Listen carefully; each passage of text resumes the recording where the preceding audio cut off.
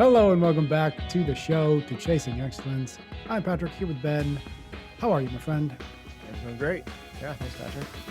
Excited to have this conversation. You have been, well, I guess two things. One, we introduced this idea of drift. And I think, correct me if I'm wrong, I think the word first came up when we were talking to Dr. Rich.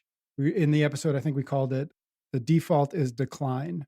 And I think you guys had been talking about this idea of drift, but that was the first time it was like put into the waters here at the show. And then I know recently you've been talking a lot about drift on social and stuff like that. So I know you've been thinking about drift, and I thought, let's actually have a conversation about drift specifically. Let's define it. Let's talk about what it is, where it is, and what we can do about drift. And so I think I just want to start with maybe your definition, how you've been thinking about drift, what it looks like, what it feels like, how maybe we can all start to identify it in our own lives. And then I'd asked you to put together a list of here are the things that are creating drift. So we're going to go through a list of 10 things that you sent me and then we're going to steal a word from our friend Chris Irwin. We're going to talk about the countermeasures of those causes of drift. So, but first, again, let's just define drift. Like, what is it? What are we talking about? Why is it important? How have you been thinking about it? So how it popped up onto my radar and how I started thinking about it and leaning farther into it was I've been really trying to explore, and it started with CompTrain. And as we're trying to redefine the new present and future of what we're trying to do, moving from, trying to get athletes to podium at the CrossFit Games to this forever athlete mentality. And I was really trying to because I always think this works really well for entrepreneurs, is to truly personalize it. I'm like, what is the problem I'm trying to solve for myself? What is my fear? What is my thing that CompTrain does for me? And I wrestled with that for a very long time. And I finally got to this idea. It's not that I need better programming. It's not that I want to be able to even PR my lifts. It's not that so what is this thing that is a true... Which would be the obvious things that CompTrain is doing for people. Right. But I like that. Going even deeper than that. So what is the true pain point that I have? And what I, after lots of wrestling, started to formulate was this idea that I'm terrified of almost unknowingly losing my edge, losing my fitness, losing my health. And I know it's not going to happen at one big abrupt moment. It's not like I'm going to be the first day of the month kind of go, today's the day I'm going to stop going to the gym. Today's the day I'm going to start having desserts after lunch. I'm finally going to start smoking cigarettes. Yeah. I think donuts are a good idea. Yep. It's not, I know it's not going to happen that way. So if it's not going to happen that way, what's the way that I end up unhealthy? Yeah. What's the way that I end up 75 and decrepit, or end up with a chronic disease, or end up not being able to keep up with my kids, right? Or not. And it's that I just sort of slowly start to, and this is where the word came up, drift, where I just take my eyes off a little bit, almost like you don't I'm not going to fall asleep at the wheel, right? But you kind of have those, you're sort of you just the car, and you got to hit those rivets on the side of the highway. You're whoa. Well, if those rivets aren't there, you're drifting and it gets really dangerous. And that's where it is. I just maybe you sleep in a day. You don't get up with your alarm. You snooze. You don't go to the gym that day. You do start to have an extra little snack after dinner. You do start to stay up a little bit later. You do start to work a little more and not put the effort into your kids, your family. It's and just this compounding effect of all those small little choices add up. So I was playing with this for a while. I end up putting a whole, Ben does, a whole sort of document and campaign around it with imagery and all the rest. And in the early days of getting to know Rich, we went out to dinner, and he goes, what I've been thinking a lot about recently is drifting. And I was like, we might be true soul brothers. Did we just become best friends? Yeah, did we just become first friends? Because there's lots of room for activities. I was it was just this wow. And I literally took out my computer at dinner and showed him my whole document. I was like, this is what I've been thinking about so much for the last 6 months. So it was one of those little things. he moved it forward for me, which was drift leads to dysfunction, and it is dysfunction that leads to disease. And the true awesome words he gave were any organization or organism left unattended to, meaning purposefully not trying to move in the right direction, will experience entropy, Yes, I love that word. Yep. right? Which is they start to, by default, edge towards decline. Yep. If you don't take care of your body, if you don't take care of a team, you don't take care of a government, a society, a roadway, a bridge, all of those things will eventually start to decline. And this pursuit of chasing what truly matters in our lives falls exactly into it's so awesome with this parallel with awareness, intention, and action, right? It's just like that perfect parallel to it. Yes, I love that. And that's one of the reasons why I wanted to have this conversation with you, because as you've developed, and I've just been sort of watching from the outside as well as obviously, talking to Rich and whatnot. But as you sort of continue to develop this idea of drift, I realized, oh, that's the conversation that we've been having for a while That's right. now. We haven't labeled it as that. We haven't said that's the enemy, but in many ways, it is the enemy that we've been trying to counter for many, many years now. I would say the majority of the conversation that we've had now, after we got past the sort of CrossFit Games, win the podium phase of the first couple of years of the show. Yeah, it's the villain in our story, Yes. right? Yep. The hero's journey, what we are trying to overcome now is this drift. Yep. And drift, it's not random, right? It's Mhm. just, and it's not accidental. Drift is like a very structural thing that is embedded into our lives and our culture Yep. and our biology. And here's like drift shows up in our lives in two different ways. And they both have to do with Arthur Brooks's The Four Idols. Oh, love any reference to Arthur Brooks. Of course, right? I'll do it the other way. The first one is, I think, what most people think about. When I first started sharing with Jameson, Jameson was like, okay, so it's about saying no to the cookies, and it's about being lazy, and it's about the other Netflix show. And yes, that is the first one. And in Arthur Brooks's words, that is the pleasure one, where Mhm. it's so easy, right? There's so much comfort around us. And if we aren't aware, that comfort will slowly drift us. I think of this like actually as like the drift of being on a lazy river, Yes. right? Yep. You're in an inner tube and you're just kind of drifting down. If you don't consciously swim against the current, you end up where you don't want to end up, which is the pool of despair, if you want to call it that, right? Really dramatic. Yes. So the first one is that the first current that we have is this pulling us is pleasure. It's so tempting now to just keep scrolling, to watch the next Netflix episode, to stay up later, to have the pleasure foods, to drink the alcohol. And it's like, it's so for where he is, it's sort of like the lazy crowd, right? And people are like just drifting and you end up overweight and sick. There is a equally powerful, and this is one that's more like where we are living in the Northeast, right? With all of our hard chargers and super achievers. There's an equally powerful drift as well that we must be aware of as well. And that is the other three idols put together, which is money, power, and prestige. This is the conversation we've been having, right? It's exactly this, that from the outside, those ones look like success. Yeah. But from the inside, they feel empty. They create anxiousness. You're never enough. You will never get enough. Chris Williamson's words are, how many goals have we already achieved that we said would make us happy? Yet the goalposts just keep moving. So in this one, we're moving fast, chasing more money, more power, more prestige, recognition, accolades, awards. So it's not that we're not giving efforts. We're just, this way we said it before forever, is our ladder is just leaning up against the wrong wall. Mm-hmm. We're climbing, we're moving, we're putting effort into climbing it. We get to the top and we go, oh, damn it. Maybe I climbed the wrong wall. I should be over there. So in the first one, we choose comfort, convenience, and pleasure. In the other ones, we're going after hard things, just not the right hard things. Right things. Yep. Yeah. Love that. Okay. So a couple of things to check on, and then we're going to get to our list. I think you should call it the pool of dysfunction and not the pool of despair, because that goes Cool. back to drift, dysfunction, disease. So just kind Love of it. just We end up in cleaning the that pool up of there. dysfunction. And then you mentioned Jameson, and you said something else. And one of the things that Jameson has kind of introduced to us recently is this idea that anything over zero compounds.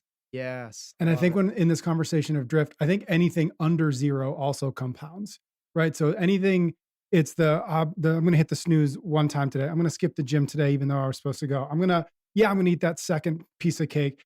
If we consider those actions under zero, those also compound just as much as I'm going to say no to the cake. I'm going to get up when I said I did. I'm going to get to the gym, even though I'm tired. All of those things also compound in one direction, while the others compound in the negative direction. That's so good, and it might be that's kinda what that actually frames up even better because I'm not looking to compound and, like, I'm not trying to beat my all-time best mile time, Yep. right? I'm not trying to run another Ironman. I'm not trying to compete at the CrossFit Games again. I'm not trying to PR my back squat or clean and jerk. I just don't want to do what you're saying, which is, like, compound in a negative way. It's sort of like if you've created this didn't we just talk about this recently with somebody else? The 401k for, like, your health? Yes. Jordan Metzel. I think of it that way, like, in investing, one of the biggest things that we can do, what's the most powerful thing you can do is never lose the principal, Yes. right? If you have $1,000 and you lose 50%, you now have $500. Well, if you make 50% again, you only have 750. Hmm. So you've lost 50%, gained 50%, and you are net negative. Yeah. This is one of the big things if you're coming back from an injury, if you're coming back from time off, it's like just no steps backwards because everything above compounds this way, but anything negative compounds equally in the bad way as well. Right. So I think it's really good that you're framing up that way. This is more about, less about going in chasing, right? And just being like, hey, let's make sure we're not drifting. We're Yeah. not paying attention. I gave this talk a while back, and one of the participants afterwards came up and was like, so he's one of the members of our gym, super high achiever, has exited multiple companies, is one of the youngest tenured professor at Hmm. a really prestigious Yep. school here in the Northeast. And he's like, I've realized like, so I haven't PR'd my back squat in like 3 years. And by the way, he's like almost 60. Yep. I haven't PR'd my back squat in like 3 years. And I'm realizing that I'm drifting. How do I get back on track to where I can like start? It's like, whoa, whoa, whoa, whoa, whoa. That's not what we're talking. We're talking about is like, dude, you come to the gym 6 days a week and bust your ass. Like that is so far the antithesis of drifting in terms of the training category. We don't need to be PRing. What this idea is like, you're on the highway driving forward. Don't drift to the point where you crash into a tree. Mm. That slow, quiet, unconscious thing. Like, and here it is. Like modern life this is what it's set up for. If we aren't like purposely hands on the wheel steering, we're Mhm. going to drift. Yep. There's too much convenience. There's too much comfort. There's too much stimulation. There's too much profit incentivized into the way everything is created now that Mhm. we are not designed to have the environment around us is not designed to keep our strength, to keep our discipline, to work towards long-term fulfillment. So we got to create the systems in place to make sure that we're doing that. All right. Let's get into our list. Before we do, real quick, I love the word entropy. And I had a conversation with an author named Rebecca Goldstein probably about a month ago. She wrote a book called The Mattering Instinct. And she introduces in that book a term that I've loved and I've thought about a lot since then, counter-entropic. So actions Whoa. that fight against entropy. So that's what the list is that you put together for us. These are counter-entropic, or at least we're going to first talk about the creation of what creates entropy, and then we're going to talk about what can be counter-entropic as it relates to those. So I just really want to quickly go through each one of these 10. I want you to give us the Cool. 2-minute version of what each one of these means, and then we'll do a deep dive and talk about all of them and the countermeasures to them. So first one that you sent me, comfort everywhere. We mentioned this a little bit, but comfort everywhere. Yeah, it's obvious, right? Like, Yeah. there's a book written about it called The Comfort Crisis, Yep, which is great one of book. my top 10s now. But this is the idea is like we're in a crisis because there's too much comfort. It's modern convenience has destroyed basically our ability to live healthy lives. We've opted for convenience everywhere, right? Number 2, infinite digital distraction. This is one of ours, or certainly your favorites, Yeah, right? yes, it Which is. is uh, your life is what you pay attention to. That's like if you think of it like framed that way, it's really cool. Like We talk about frequency illusion and reticular activation system. What you look for, you see more of. It's Mark England's, it's the story you tell yourself. Well, that's going to be based off of all of this info that we have everywhere. So, can we resist the distraction of the where it's everywhere now? Again, a lot of this stuff, this drift stuff, didn't exist 200 years ago, right? The convenience thing wasn't a real thing. This distraction one wasn't a real thing. So, this is all fairly A new. good amount of this list, you could probably say, Yeah, what right? is a relatively modern problem for us to solve. Well, and it makes sense though, right? Because what we just said is drift leads to dysfunction, which leads to disease. When we to classify that, what we mean by that is leads to chronic disease, not acute, right? Not like you got a virus, not like you got poisoned, not like you contracted something like HIV, truly like a chronic disease, which comes from your lifestyle and behaviors. That's really what it is. It's the modern day lifestyle and behaviors lead to this dysfunction, which leads to disease. This episode is sponsored by BetterHelp. This month, with International Women's Day on the calendar, I've been thinking a lot about my wife. I mean, I think about her all the time, but this month specifically, and especially, she's one of those people. She's just really good at handling things quietly, completely, without complaint. She shows up for our boys every single day, manages everything our family needs, and still somehow has energy left over for the people around her, myself included. What I notice and love her for is how fully she gives to everyone else. What I notice less often is her letting herself be on the receiving end of that same care. And I think that that's true for a lot of women. They become so good at taking care of everyone else that taking care of themselves starts to feel like a luxury they don't have time for. That's what BetterHelp is here for. BetterHelp connects you with a fully licensed therapist to help you find balance, set healthy boundaries, and invest in yourself the same way you invest in everyone else. With over 30,000 therapists and 6 million people served, they're the world's largest online therapy platform. Your emotional well-being matters. Find support and feel lighter in therapy. Sign up and get 10% off at betterhelp.com/excellence. That's betterhelp, HELP.com/excellence.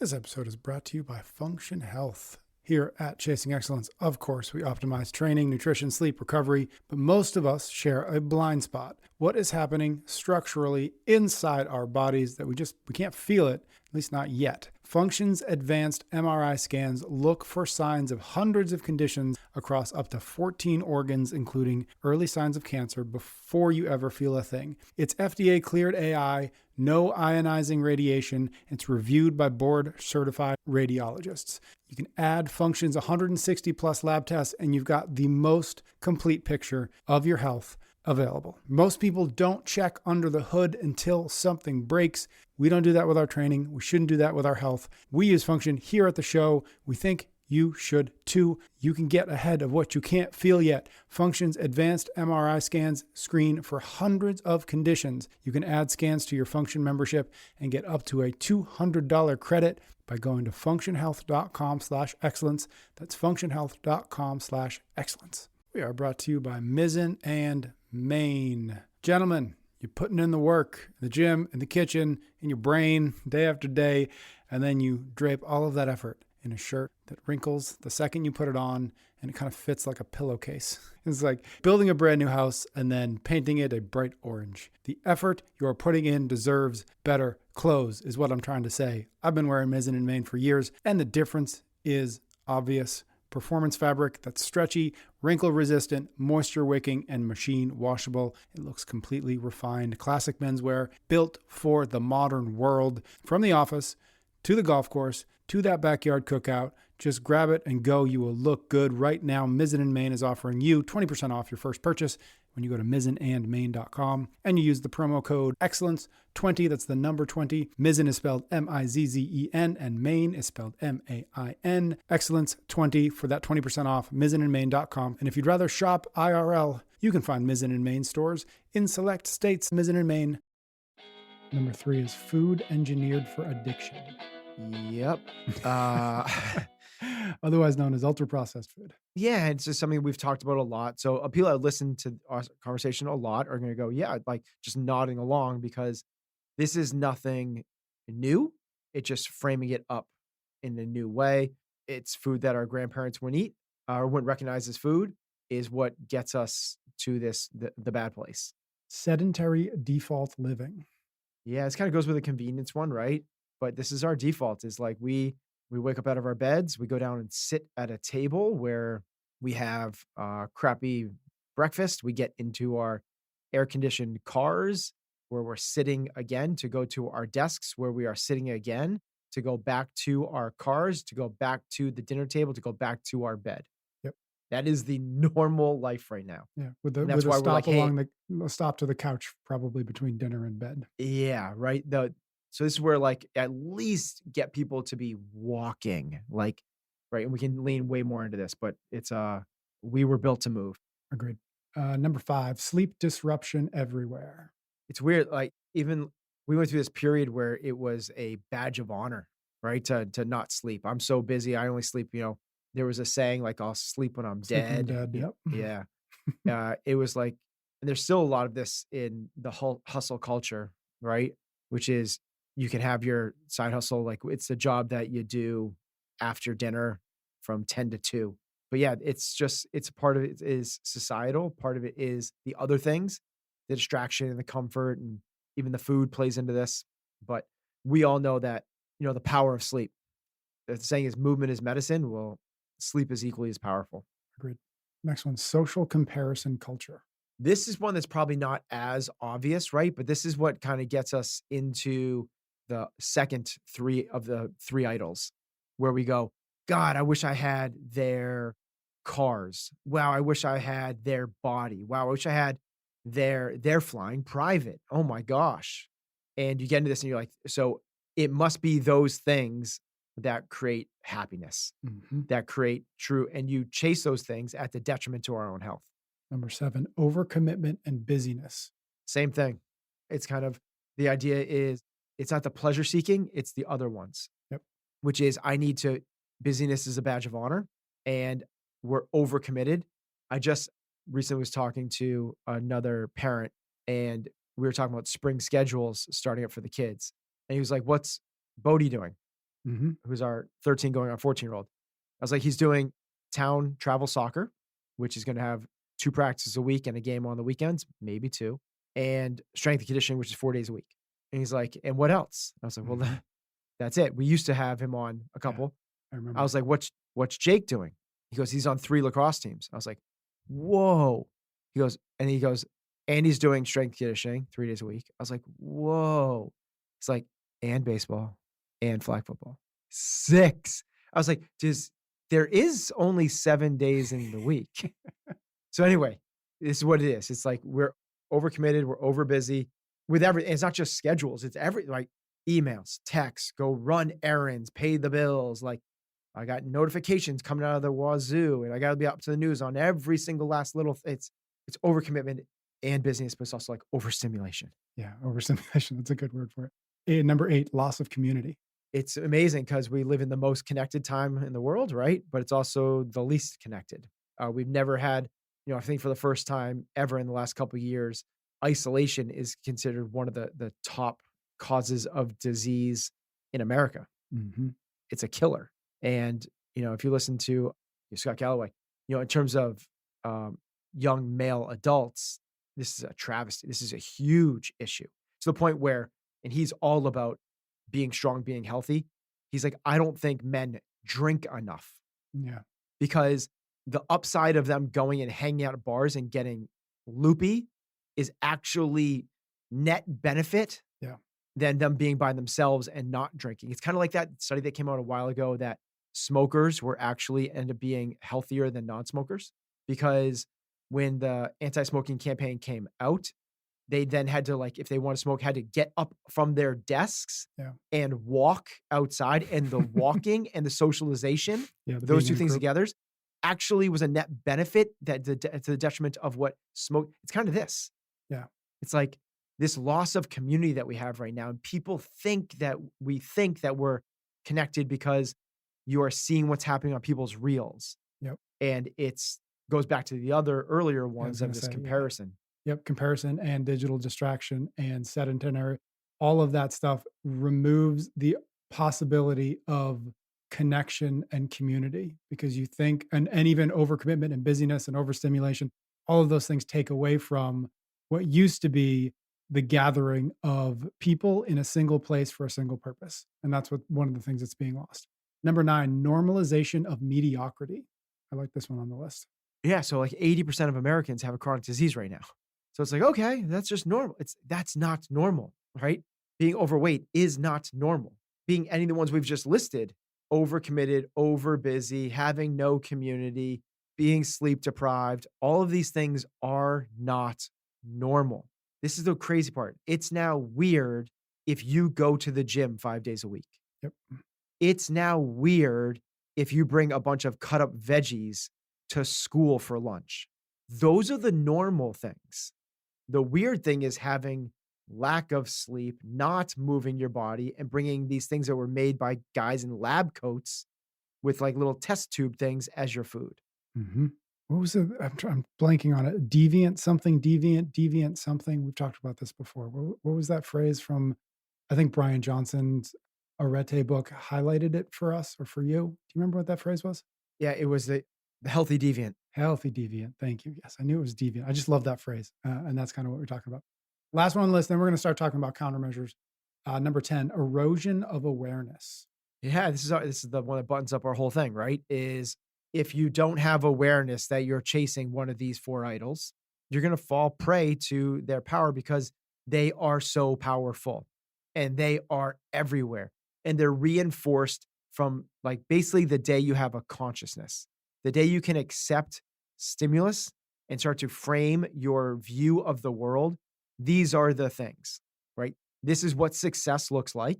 The first three: power, money, prestige, or hey, this is what's fun.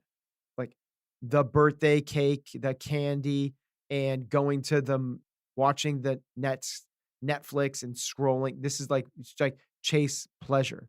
We have to have awareness. Like it always starts with that. That's why it's step one of the addict's Yep. process. Alcoholics Anonymous. All right. The mention of the four idols, again, it was Arthur Brooks introduced it to us, but they're actually from Thomas Aquinas: pleasure, money, power, prestige. Thank you. And I just remembered, and we've mentioned him before. We mentioned him when we talked to Marcus recently. We're going to talk to Jim Murphy soon, author of Inner Excellence. And it just reminded me, he's got something called the affluenza virus, which is very similar to the four idols. So I just want to give that one more time, because then we'll get into these countermeasures. He writes this in Inner Excellence: Western culture exposes us daily to the, quote, affluenza virus, the most dangerous type of virus, one that can steal your soul.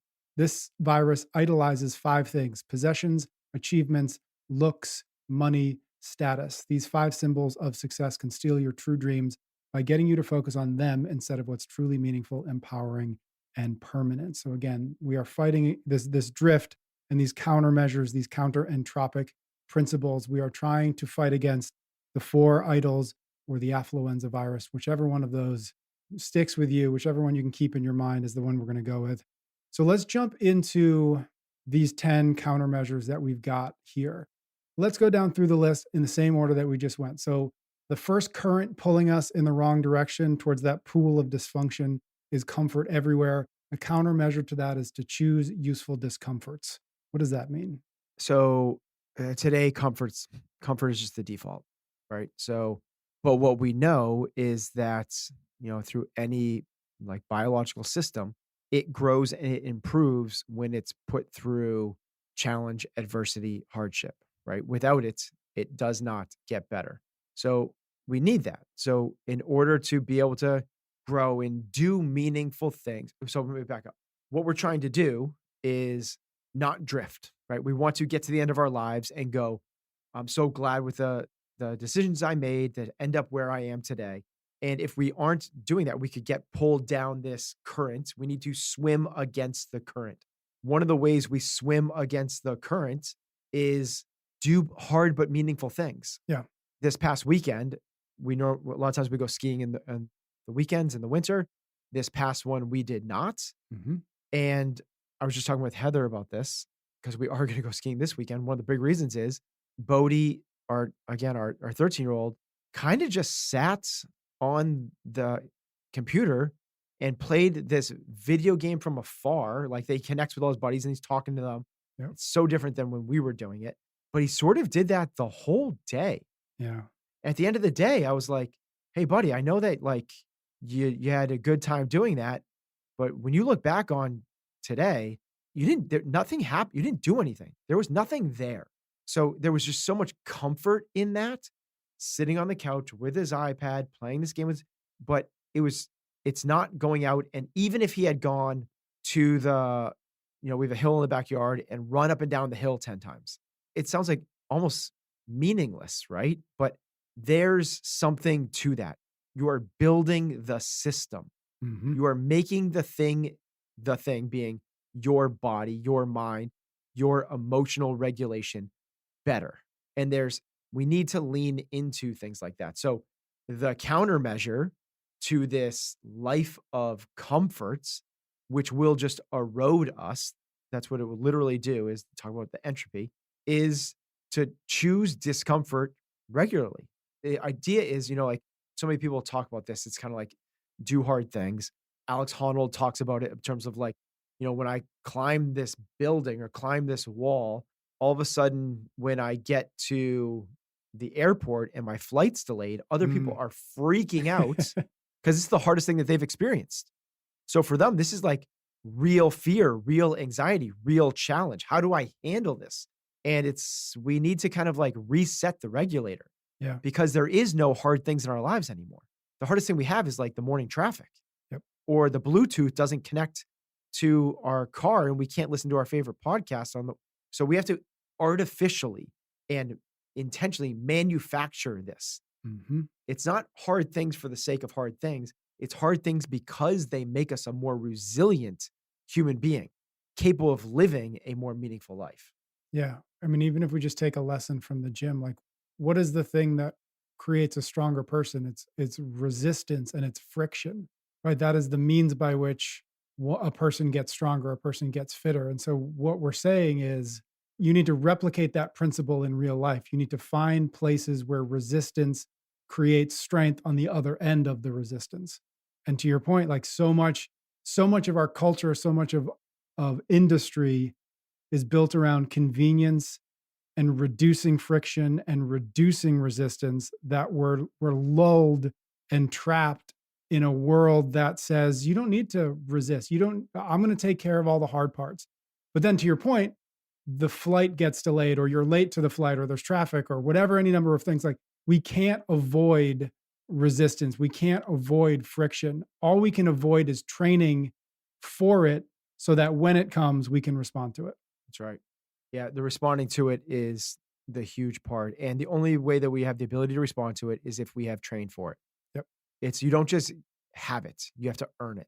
And biology just tells us that it is through this friction, through this resistance, your words, which are awesome, that we grow, we evolve, and we get stronger. And again, if what we're looking for is the good life, I can't imagine any scenario where the good life is a fragile one, right? Where anything outside of your expected perfect future outcomes rattles you to the point where you can't control yourself.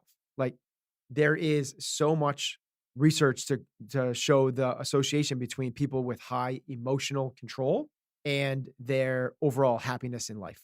Mhm. So it goes across the whole thing, right? It's emotional, it's mental, and it's physical. And when we put ourselves through challenging things, all three of those harden, all three of those level up. Basically, we are moving up levels in the building, and it takes more and more of a flood to get us wet, right? To make us more uncomfortable. Otherwise, you're just living at the bottom floor being like, I hope it doesn't rain. I hope it doesn't rain. I hope it doesn't rain. It's raining. Oh my God. And you like lose your mind. We're brought to you by Monarch. It's tax season, and I want you to think about tax season like getting blood work. It's one of the few times you'll actually stop and assess your full financial picture. And the difference between that blood work being useful and being not useful is whether it helps you put together a plan of action.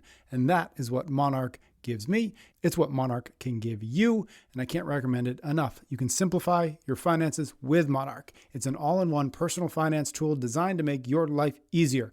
It brings your entire financial life, budgeting, accounts, investments, net worth, and future planning together in a single dashboard on your phone or your laptop. Feel aware and in control of your finances this tax season and get 50% off your Monarch subscription when you use the code EXCELLENCE. Achieve your financial goals for good with Monarch, the all-in-one tool that makes money management simple. Use the code EXCELLENCE at monarch.com for half off your first year. That's 50% off at monarch.com with the code EXCELLENCE. Let's go to the next one.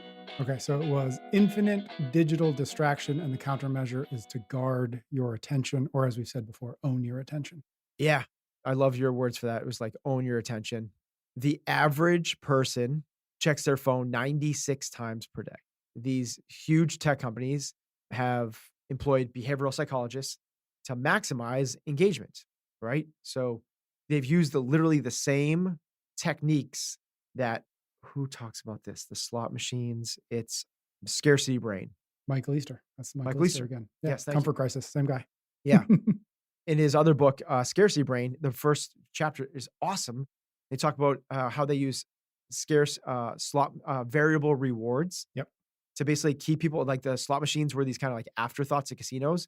This guy came in and totally changed it. He hacked human psychology, Yep. and slot machines became the most profitable thing in the casinos after he kind of figured this thing out.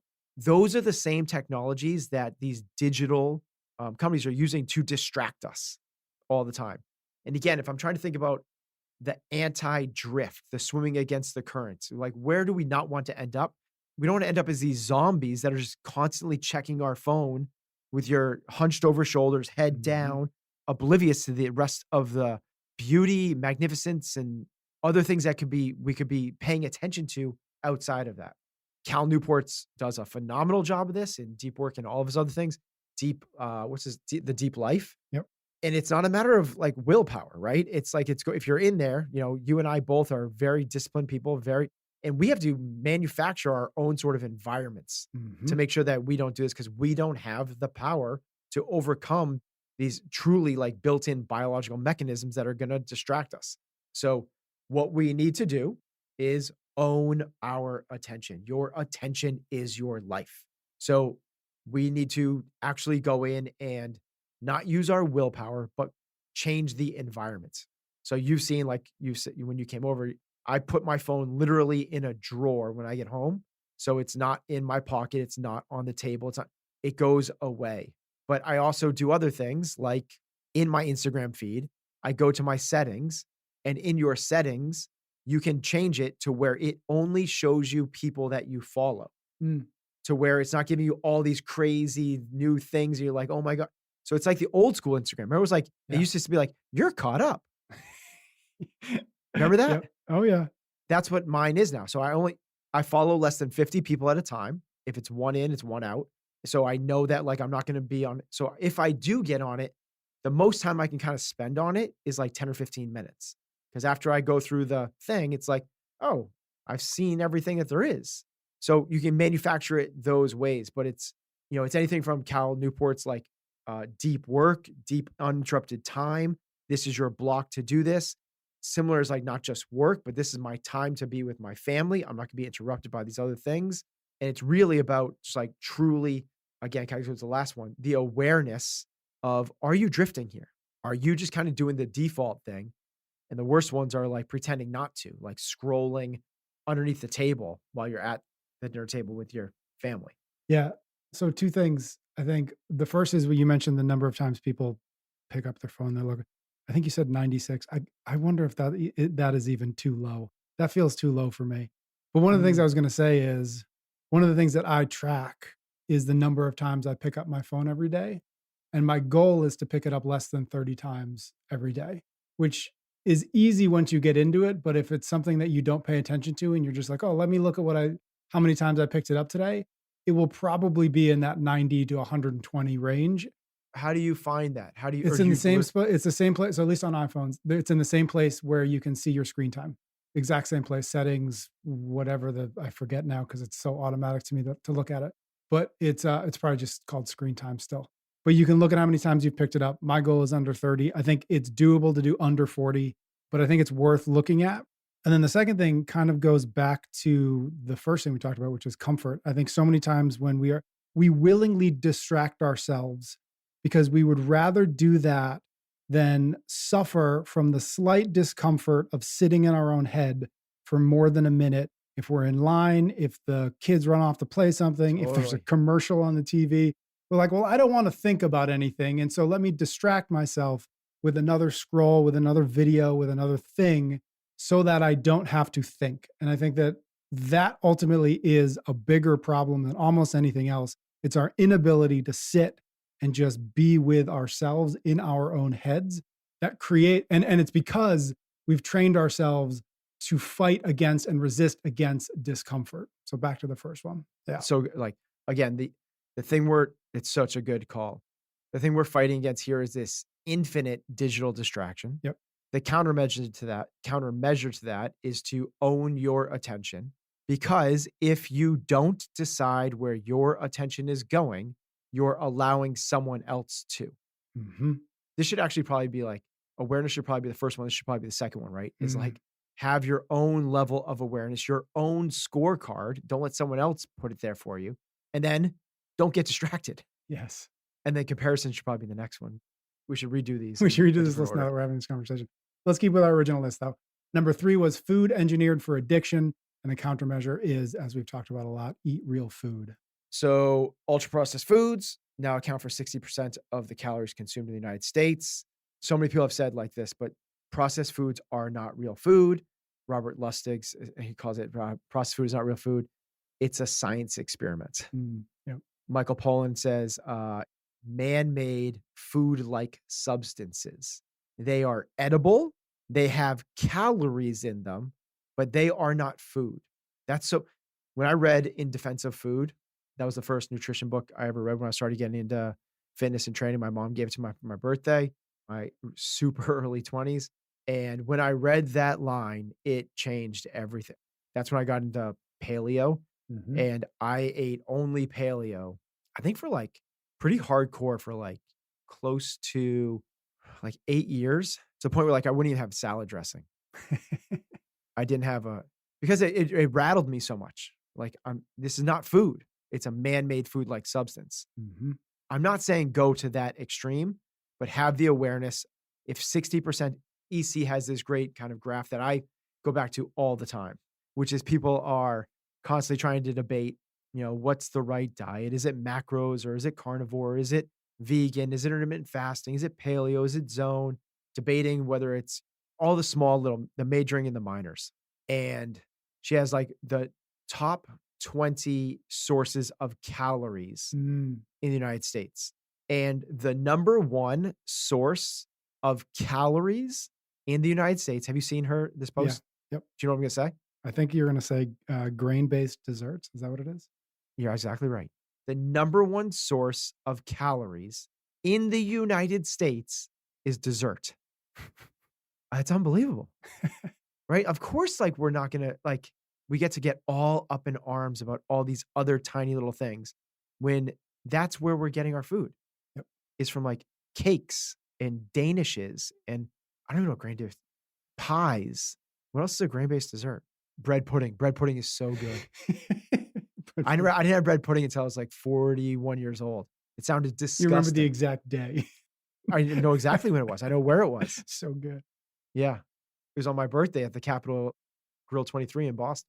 And they were like, you should try this. And I was like, oh my, what is this? So modern foods, they exploit our biology, right? They become addictive. They're super calorie dense. They're super nutrient deficient. Just like the infinite digital distraction people have the most powerful companies in the world are now them. And they have people that are paid. They get paid by the amount of minutes and seconds your eyeballs are on there. The food is the same thing. $1 trillion industry. By the way, Philip Morris came in and they didn't totally go away. They came in and RJ Reynolds, same thing. The two biggest tobacco companies in the world, when they started getting prosecuted by the US government, they didn't just like fold. They're like, okay, where should we go? And they started buying up food companies. And they're using the same tactics that they did then, now with us, but with food. They're trying to make it more addictive, so we buy more of it. It's a profit game. That's why I said in the beginning, it's like all these things that are driving us if we're not paying attention. It's not for the goodness of us. They're not putting Fruit Loops, extra vitamin C, because they're trying to make us healthier. They're trying to get us to buy the next thing. The perfect amount of crunch and sweet and what it feels on your tongue. They literally have petri dishes in their laboratories of taste buds, Mm. and they feed the taste buds different concoctions to see which ones they respond to the best. That's the game that they're playing. Yeah.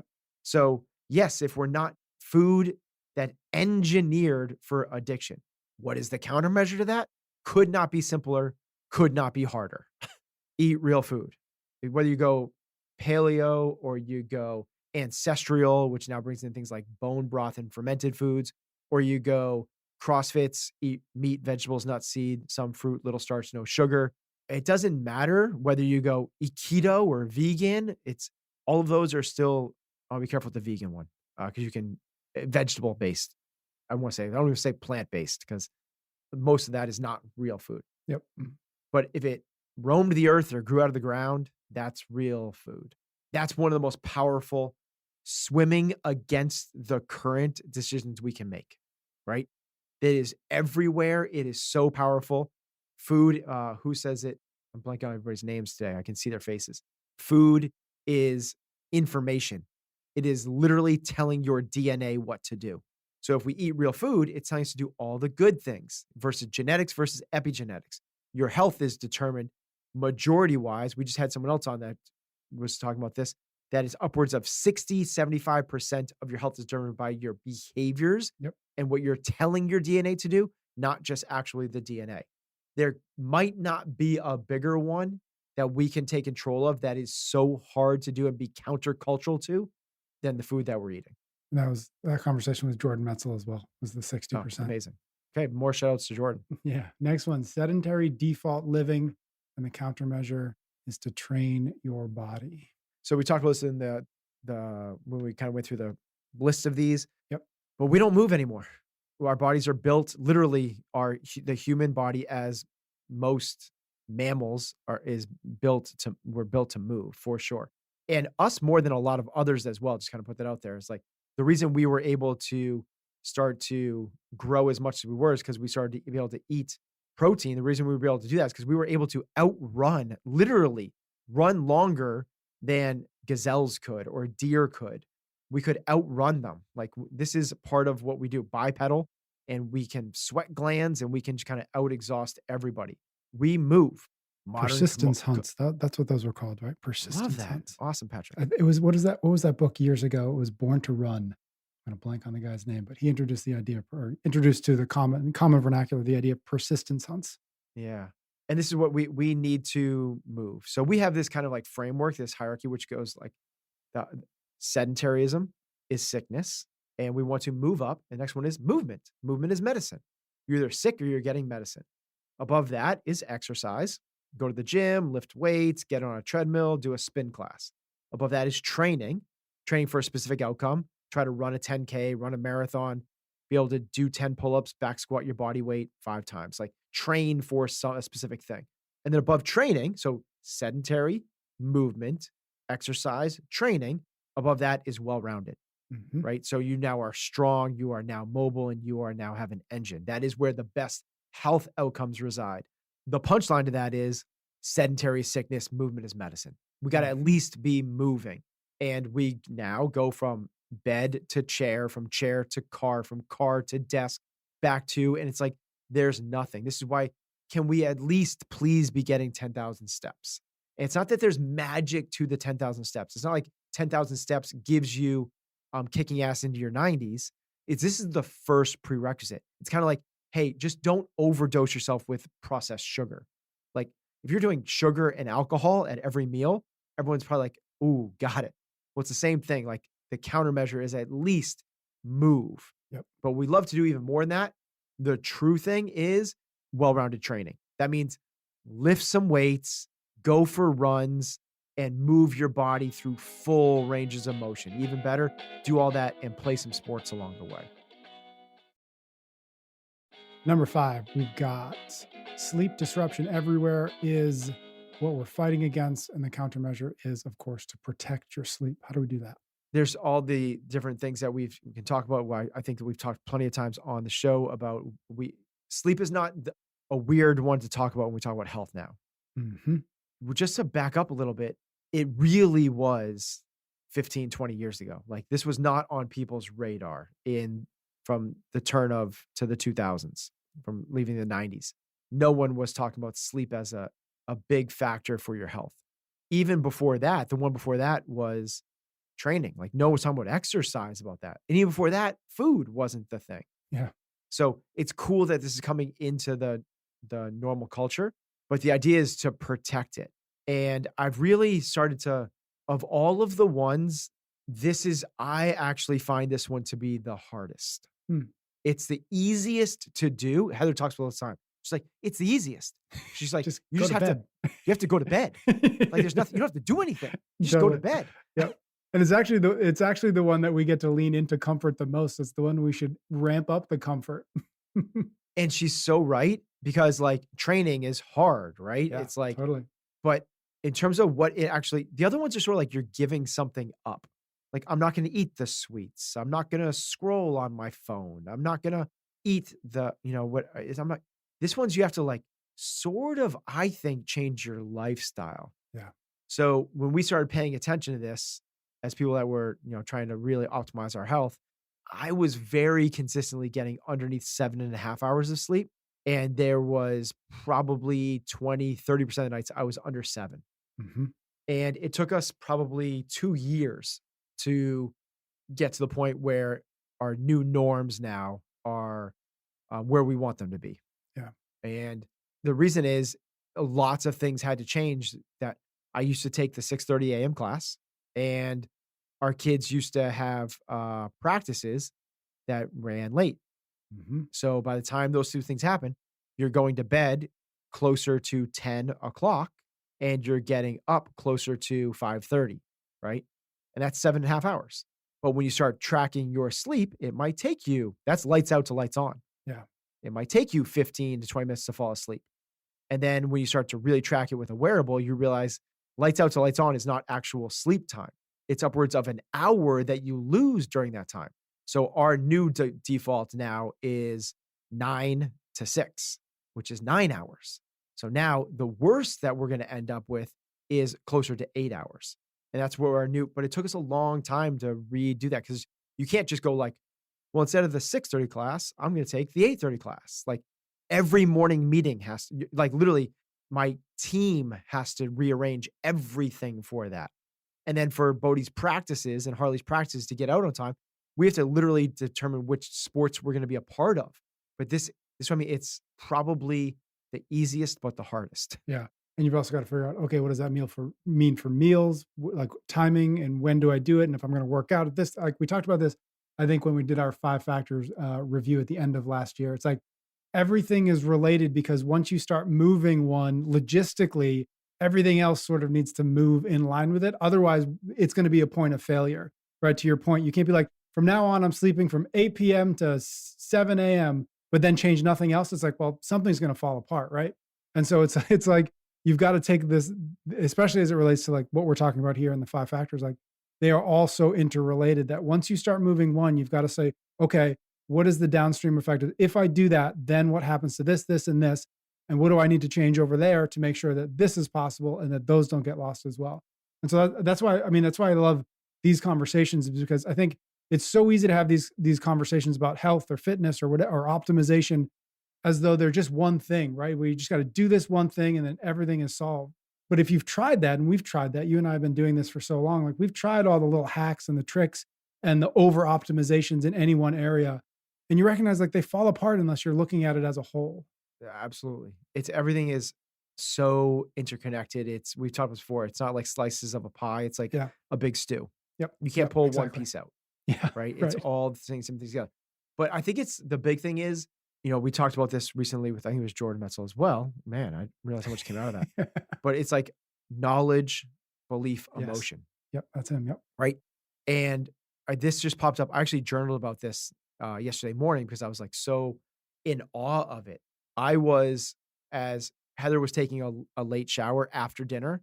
And while she was doing that, I had already brushed my teeth and put on pajamas and I was like ready for bed. I was laying in bed and I was just mindlessly scrolling through Mhm. social, through Instagram. Yep. And Bodhi was doing it with me. And it's actually was a cool moment because we both like a lot of the same things, right? My feed is full of like ski videos and business and fitness stuff. And he's way into all three of those things. And we're doing it. And after like maybe, watching 3 things or something like that, 90 seconds or so, he's like, "Dad, we got to go to bed.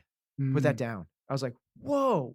Like, what? This is a 13-year-old and we're laying in bed. And I was like, so I went to bed with him. We take turns who we snuggle with every night. And I was with him that night. We're laying down and I'm like, "Dude, I'm just so impressed that you want to go." He goes, "Yeah." "Yeah, you know what? Like when you're doing it, it's so like, it feels so good. But then when you wake up in the morning mm, and you've lost a half hour of sleep, that doesn't feel good." yeah. I was like, "Dude, you don't know how amazing that is that what you just said." Yep. Because most adults haven't connected those two things. I hadn't like I was doing it, but I know the reason he's doing this is because he has the knowledge. And it doesn't because the knowledge because it's because he does our comp train youth strength and conditioning program where we talk about, Heather talks about 4 days a week, talks about these things. So he's now done this and he's heard the sleep talk hundreds of times about why it's so important that it is ingrained into him the same way that like having good manners at your friend's house is ingrained into somebody. Yeah. It's The same normal. reason like why you brush your teeth is ingrained into somebody. It's a part of his accepted cultural norms now. It's like that's so different. I'm so jealous. Like Hmm. it's so awesome that that's there. I love that. Last thing on the sleep thing is just, it was actually introduced to me through Brian Johnson. I don't even know. I was watching some other interview he did as we were preparing to have him on the show. This is heroic Brian Johnson. Yeah, heroic Brian Johnson. And he just said, he just was like, I practice digital sunset, which I was like, I just love that phrase. And so since I heard that, I've done the same thing. I practice a digital sunset. At 7:50, my watch goes off. I have a little alarm set. 7:50, my watch goes off. And that means whatever I'm doing, I've only got 10 more minutes of screens left. Like if I'm watching TV, if I just happen to be on my phone, whatever. Then at 8 o'clock, phone screens go away, and then I'm usually in bed by 9 o'clock. And so just the practice of a digital sunset this is relatively recently, I think we talked to him a couple months ago, has been really, really helpful to say, after this, screens are gone, screens are off. And then of course, as I've talked about before, no screens in the bedroom at all. So like those two things, those two hard and fast rules for me is probably the key way that I attempt to protect sleep. I think those words are the big ones. It's like protect sleep. Yeah, It's I like do too. Yeah, I love that. it's really the powerful part is you have to, if you don't, it won't be there. It's just there's just too much drift. Yep. There's too much current pulling us away from it. It's just everywhere and it'll eat away at every part of it. You have to really, and maybe for someone else, I don't think this is you or I, but this is certainly a real thing. It's not the lights out to lights on. They might be fine with that, but then they go lights out and they stare at the Yes. ceiling Yep. for 2 hours. And in that situation, we have to figure out what is the other things that we're going to do to unwind, to like kind of get ourselves to dysregulate or to get ourselves out of that sympathetic state to where we can Yeah. actually do what we're supposed to do. Yeah, what are we ruminating about? What are the stories we're telling ourselves, right? It gets into all of those mindset. And this goes back to Pieces. where you were talking before is like, it's the digital addiction, right? If you're spending every waking moment you have there, you're not allowing your brain to process things, right? During the day, you're not actually having that boredom. You're Yes. having this thought experiment of like, hey, what about this? And thoughts coming in and going out. Yeah. So that when your brain actually gets that chance, it's when you're laying on your pillow. It's like, okay, Patrick, well, remember there's this and then there's this and we got to Yep. remember this and what happened here today. And did you think about this yet? And they're like, we got to be able to give ourselves that space in the day. So again, it's the soup. It's not the pie. These things are all intertwined. And it's also back to the training analogy. We talked about, obviously we talked about actual training, but we talked about it as a means by which we test ourselves against resistance and then get stronger because of that resistance.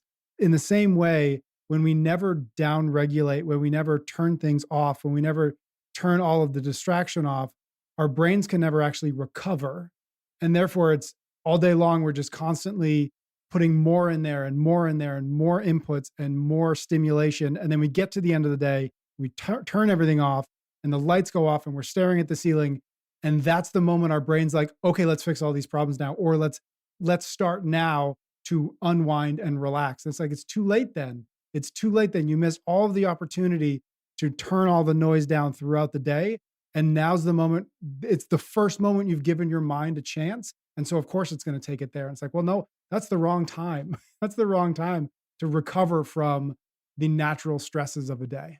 All right, let's keep going through our list because we don't have too much time left. We are on number 7.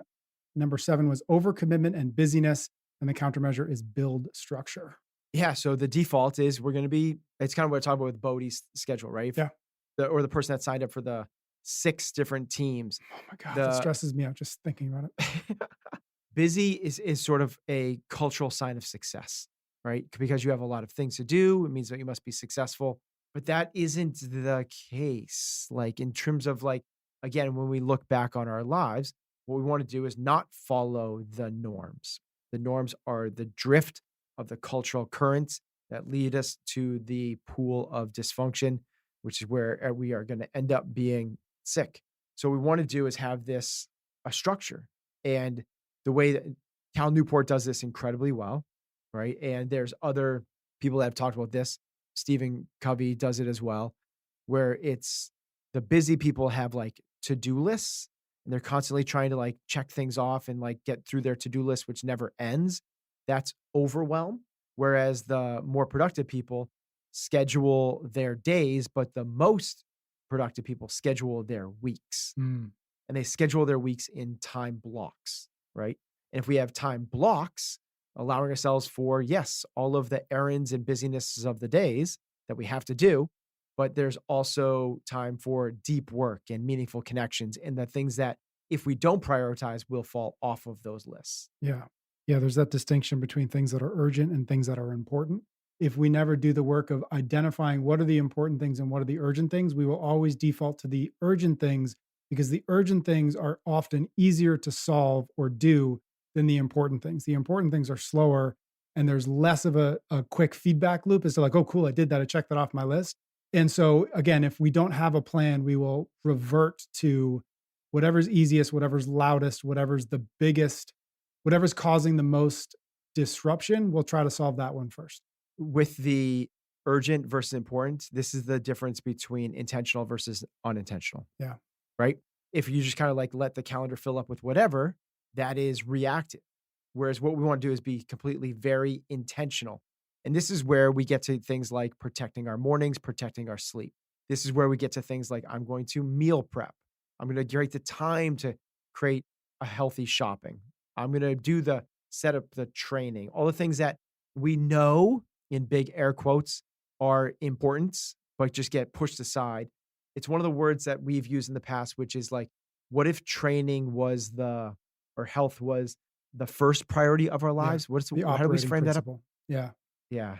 It's what if it became the default? What if it was the first The thing we focused organizing on? principle. That's what it was. What if health was the organizing principle, Yeah, what which if I we still love. started there, right? And by the way, for us, health as well is living with your heart on fire, doing meaningful things, connection, getting outside. It's not just broccoli, grilled chicken, and Right. squats and pull-ups, right? Those are small pieces, but it's not the whole pie. Yeah. Yeah. What if the default operating system was for this? It's also what inner excellence and the best possible life, which we're gonna very top of mind for us because we're both reading it right now. Yes. I also thought about essentialism, Greg McEwen's book on essentialism, because that's so much of being busy and overcommitted is really just an act of not choosing what's important and letting the world choose what is important for you.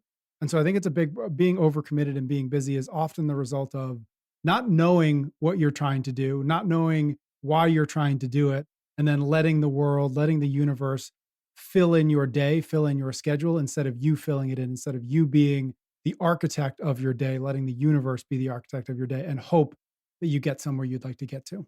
Yeah. The architect of your day. Let's keep on rolling. Find your crew is the countermeasure to number 8, which is loss of community. Humans evolved in tribes. We shared our struggles, we shared our standards, we shared our identities. Those things shaped our behaviors. Modern life is anything but that, right? It's incredibly individualistic and isolated and lonely, which created a health epidemic. The countermeasure is to build your crew. We formulated this like little taglines on the back of our shirts.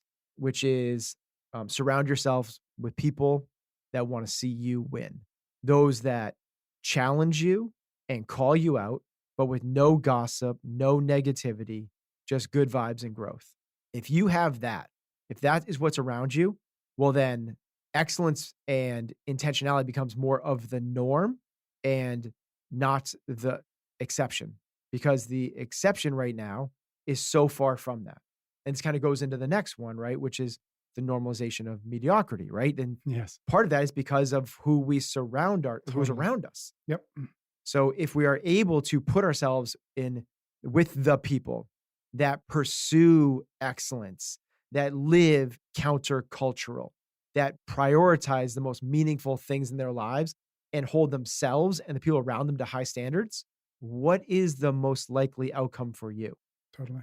Yeah. If you go back to that metaphor of the lazy river, are you surrounding yourself with people who don't get on the lazy river, who get out of the lazy river or begin swimming upstream from the lazy river? And if you do, it will be far more likely that you will then do the same. And it will be far more likely if you do it that the people surrounded that you're surrounded with will also do it. And so we have this influence on each other. The people around you influence you, and you influence the people around you. And so it's like, what is normal between in those relationships? What is normal? In the same way that like, which I love, Bodhi saying, "Hey, we should go to bed," right? It's Yeah. because that's normal in your house. It's not because he woke up one day and was like, you know what, sleep is really important. And as a 12-year-old, I'm really going to start to optimize and prioritize my own sleep. No, it's because you and Heather make it a priority. You talk about it. It is in the water there at the house. It is normal. And so therefore he acted in accordance to what is normal. It just so happens that that normal is wildly abnormal everywhere else in the world. But in the confines of your house, between the four walls, it is as normal as, to your point, saying please and thank you, right? So Totally. that's what we're talking about, is how can we surround ourselves with people who help us make it normal to not be mediocre? And the countermeasure to normalization of mediocrity is hold personal standards. I think these two things are so related. Find your crew, hold personal standards. Find a crew that creates and helps you hold high personal standards for yourself. I think that's the thing. Yeah. That's probably what everything this probably should be number one, right? Yeah. It starts with Yeah. what is the expectations for yourself? Yep. And Jim Rohn has this saying, which is don't join the crowd. The crowd is lost. The crowd is wandering. Yes, I love that. For real. And what this means is the crowd is drifting. Yep. Don't join the drift. And what you've said is that awesome, like visual. If you have if you're going down a lazy river, everyone's on their inner tube. But if the 20 closest people to you, imagine there's Yeah. 1,000 God, love people that. going down, right? Yeah. But if the 20 closest people to you jump off their inner tubes and start swimming for the shore, you're kind of like, oh, wait, there's all my buddies are going to the shore. Yep. Like maybe I should go to the shore. Whereas if all your closest friends are like not only just drifting, but they're sipping pina coladas as they're Yeah. doing it, the chances of you jumping off and swimming to the shore is probably Yeah. It's also, sometimes we can also be the ones to show somebody that it's possible to swim to the shore, right? Sometimes we don't even recognize, oh, that's a possibility. Oh, I am actually making a choice here. And my choice is to drift casually down this lazy river. But oh, Ben just jumped out of the inner tube and he's swimming now. I didn't even think about that. Why is he doing that? Can I do that as well? So I think it's also really important when we find our crew, because our crew is the one who can also expose us to what we're not seeing, what we're not doing, what we are capable of, and where our potential may lie. Without the crew, without the right crew, we might just be all making ourselves drift further and faster.